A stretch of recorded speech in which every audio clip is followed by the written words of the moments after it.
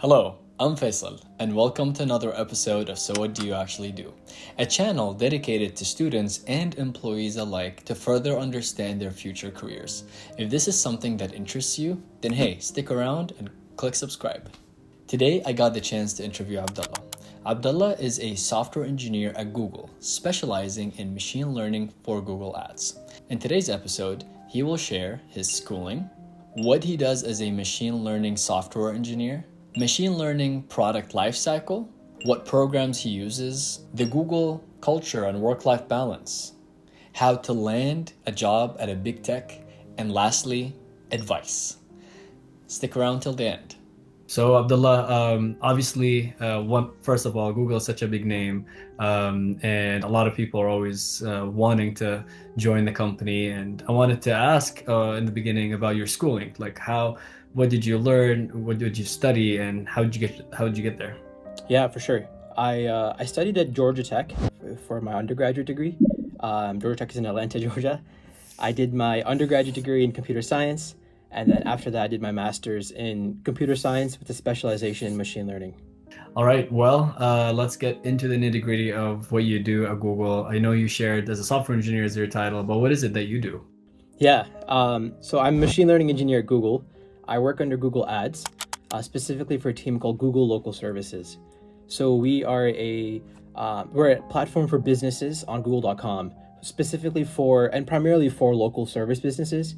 So as a user, if you were ever to type in something like, hey, I need a plumber, or I need a doctor, I need a lawyer, anything kind of service related, we would generate these ads for these local service providers that are near to you, that are local to you. Got it. Yeah, I actually got the chance to go and toggle around on the website. That's free for everybody to look at. It seems really neat. It is for local people that are local vendors to the local community, so it pops within that certain geofence or area. So I guess the question I have into kind of digging a little bit into what you do, would you be able to break down the product lifecycle and what you do in each step at a high level as well? Yeah. So at Google, machine learning problems are pretty much the same across the industry. Like our approach is very similar to how any of the other big tech companies might approach it. I guess within the ML product lifecycle, there's a few stages. So for example, there'll be like a problem definition, right? Sometimes the ML might not even be needed for whatever problem you're trying to solve. So the first step we always do is, hey, let's figure out the problem. Does it really need an ML solution? And then after that, we head into the next stage of data preparation. So we'll try to curate and do a lot of data engineering to find the data. So this might include ETL pipelines, extract, transform, load. So these are pipelines that will curate the data, transform the data, and then load it somewhere, store it somewhere. And then after that, we'll kind of develop the model, make sure the model's training on the data set that we've curated. And once we've trained a few models, we'll do some model evaluation, see which of the few models we've selected actually work well. And then we might actually deploy it and integrate into whatever system or general software we're working with. And then afterwards, we'll maintain the model. And that's typically like the end-to-end life cycle for machine learning. And that's not specific to Google. You'll find this pretty much everywhere you go across the industry when trying to solve ML problems. Along these product lifecycle steps, would you mind sharing what kind of tools that you guys would normally use so people can understand, okay, that's tangible. I use this in my day-to-day. Yeah, Google's not unique. We use like the industry set standards. So for data curation, we'll use SQL and then many derivatives of SQL that everyone's familiar with. For kind of model development, we have our own infrastructure. But a lot of this, the standard libraries that are out there, like TensorFlow, Keras, things that are built on top of Python or C++, we just have our own versions of it. And that's how we primarily use to develop these models. We also use a number of different tools like I think externally it's called Jupyter Notebooks. I think Google has a public version of it called Google Colab. So we'll do a lot of kind of data science preparation work within these tools that are available for the public. We just have our own internal version of it. It seems like you do a lot. Like you're a man of too many hats, and it is pretty cool. Like you're engaging not only on the technical side. There are soft skills. You need to partner with people and know exactly how to deliver or know what they want from you, and so on and so forth.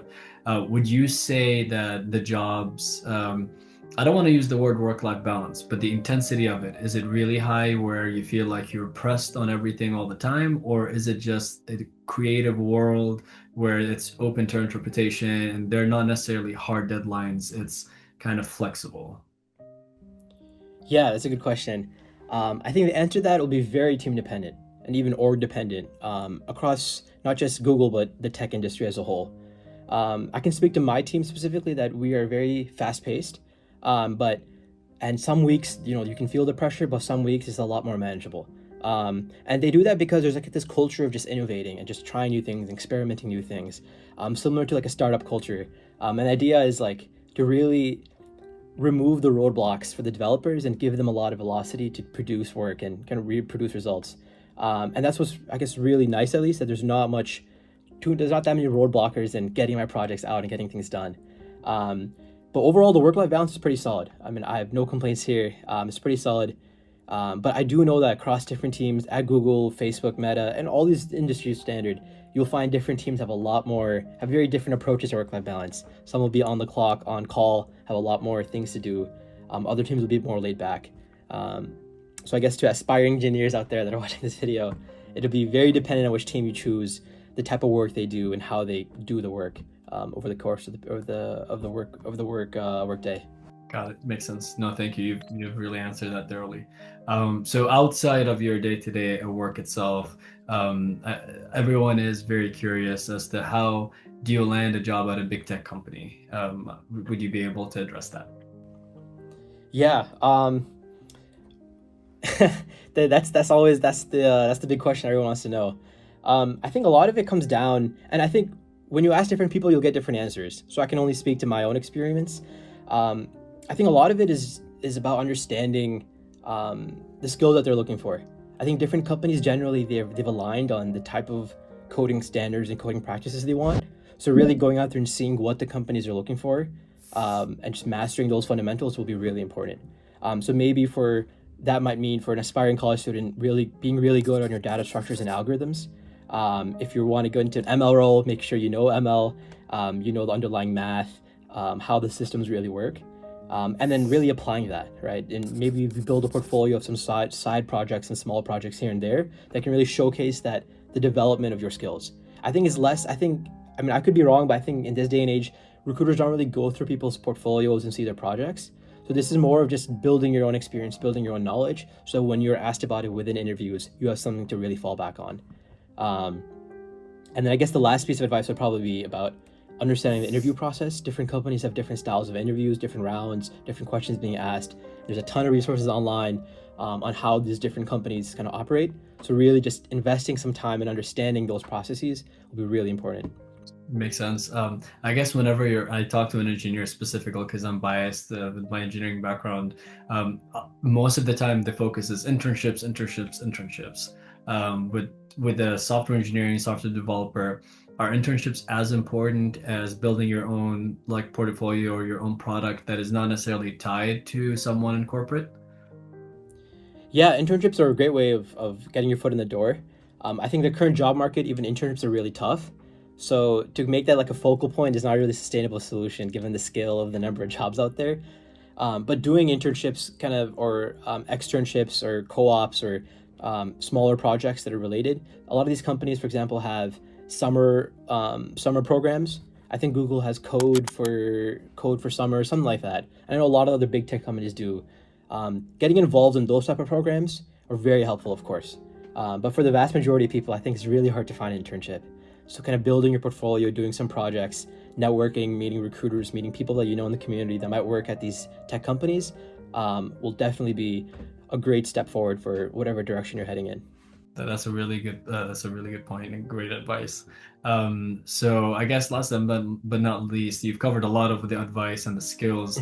Is there anything else left on what you want to tell someone who's in college or in high school aspiring to become a machine learning software engineer in industry, and what kind of things do they need to think of now to support them in their day-to-day in a career like this? A lot of the stuff that I did in college, not everything translated to the day-to-day job. And in fact, what I would take away from college is it didn't really teach me the actual content, but rather taught me how to learn. And that is a really critical process because when you're on the job or you're in research or academia, you're constantly learning new things. And just because whatever you learn in the class might not 100% translate to what you do during the job. So having this mindset of always being able to learn, being curious, asking the right questions, that's the most fundamental, most important skill. And that might be hard because, the whole only thing you're looking for is getting a job and, just getting your foot in the door. But kind of building that foundational skill will go a much longer way than maybe that one internship you might get here or there. Makes sense. Well, Abdullah, thank you so much. You've covered a lot of points here, and they are really, really tangible, and people can learn a lot from them. Normally, I address college and high school students, but really for even people that are thinking of career shifting later after that, they can pivot into this with the connections and the right mindset, and the experience allows them to pivot. Abdullah, thank you again for your time today, and for everybody, please don't forget to like, subscribe, and share. And especially for your network, we have someone from Google today on our channel, and we have other people too. So explore and let us know what else you'd like to see on this channel. Abdullah, thank you for your time. Oh, thank you.